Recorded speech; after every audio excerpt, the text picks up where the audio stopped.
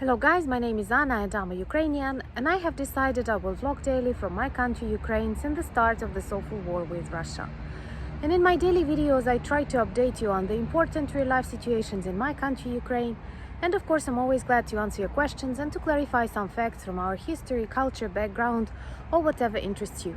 And today I want to speak about the start of the school year, as the 1st of September is a very symbolic date in the Ukrainian calendar. It always marked the beginning of school, university, kindergarten, the start of autumn and the start of the study season. And I have brought you to the backyard of my school. I did not want to film in front because people feel very much aware and worried if someone comes and films something, but this is my favorite backyard with really tall trees that perhaps witnessed me as a pupil. And this is the oldest school in my town that was built in the middle of 30s. This school specializes in English, and today traditionally it welcomed children, but not this year. For all the children of Ukraine, this year started online. Of course, COVID prepared us for online education, but it is totally different in the times of war. And it is very sad that 7 million of Ukrainian children do not have access to normal education because any of the schools can be targets.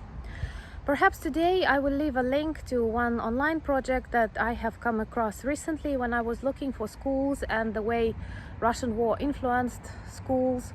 I actually destroyed many objects, and this website updates the information about the destroyed or partially destroyed or totally destroyed schools, and the number of universities, kindergartens that suffered during this war. In general, more than 2,700 schools were damaged partially, and close to 300 schools in Ukraine were destroyed.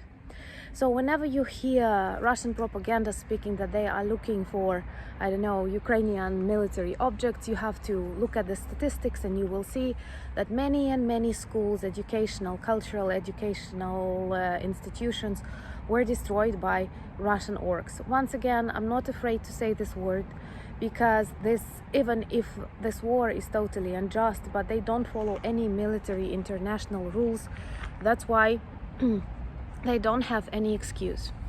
For years in Ukraine we had a term to describe children of war, and these were mainly really old people, those who were children who studied at schools back in the times of the Second World War. And today the situation changed, and we have 7 million of Ukrainian children who are children of war. They cannot come on the 1st of September to schools because they are targets of Russian missiles and Russian troops. Why are they targets? The only reason: they are Ukrainians. They are not Nazis, they are not military, they are just Ukrainian children, the future of Ukraine, a beautiful, free and independent state. That's why they are target for Putin's troops. I will tell you a little bit about the traditional 1st of September in Ukraine, and usually we have this very official, nice beginning with some songs, with some addresses from local policymakers, which I always hated, by the way, because they take really long, and traditionally it is still hot in September. Children always bring flowers to the teachers, and these are typical, not very expensive flowers, but typical autumn flowers, and everyone is happy to see each other, well dressed, I don't know, uniforms, they come and go from time to time in Ukraine. When I was a student we had the uniform, and it was oh my god, a part of the suit, how do you call it? I haven't, so a jacket, purple jackets in my school. In other schools they could be green, blue and some symbols, but now it seems to me President Zelensky had an order that students are not obliged to wear uniform, and I was not a fan of the uniform. Like the majority of schools in Ukraine are public state schools, so there are very few private, and the institutions and popularity of private schools, they are only beginning to develop. So in this state school, the year begins on the 1st of September. Traditionally, we have 4 terms, and as a result, 4 short spells of holidays that all children like. And on the 1st of September, traditionally, you have this very official, nice part with congratulations, children saying poems, I don't know, giving flowers to their favorite teachers, and then a couple of lessons. And traditionally, they are talking about the state, the history, I don't know, educating about something in general.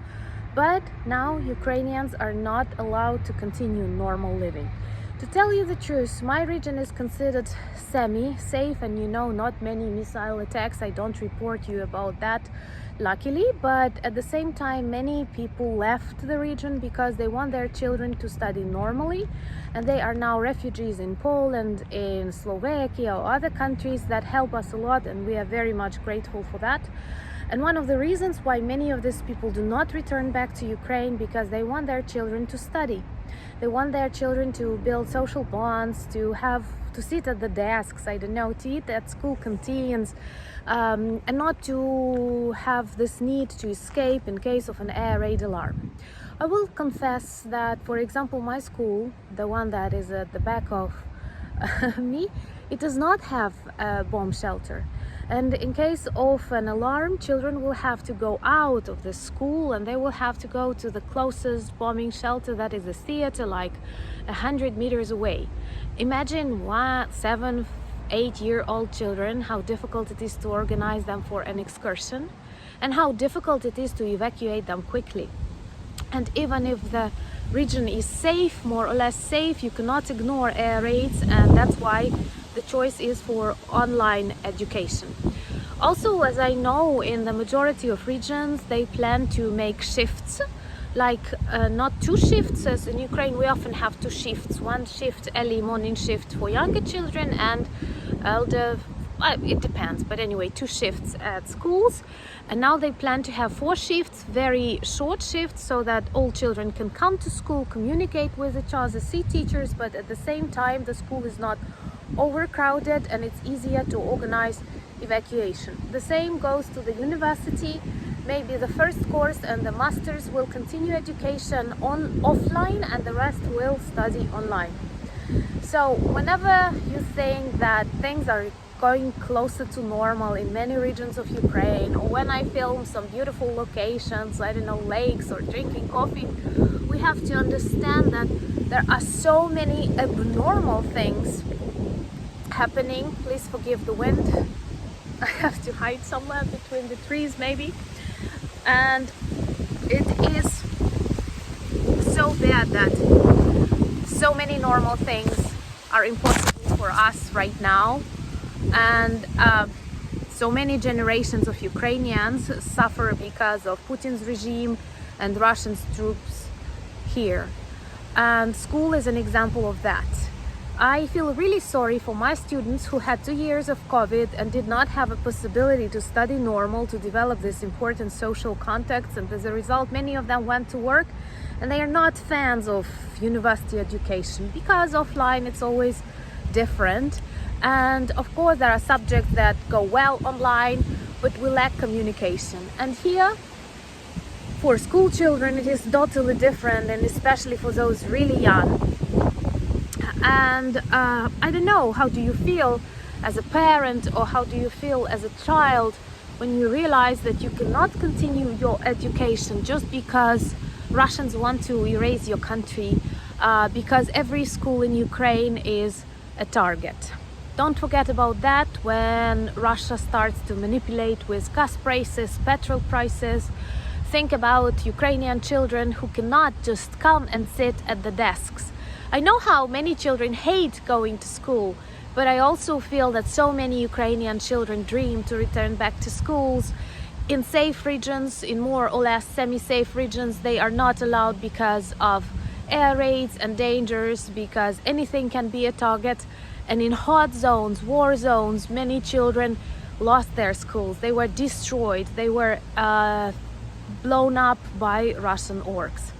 So this 1st of September is a totally sad 1st of September, and I hope it will be very different on the next year after we win in this war, and Russia, Putin and all that regime and all the soldiers will be punished for the crimes against humanity that they can commit daily in my beautiful country Ukraine.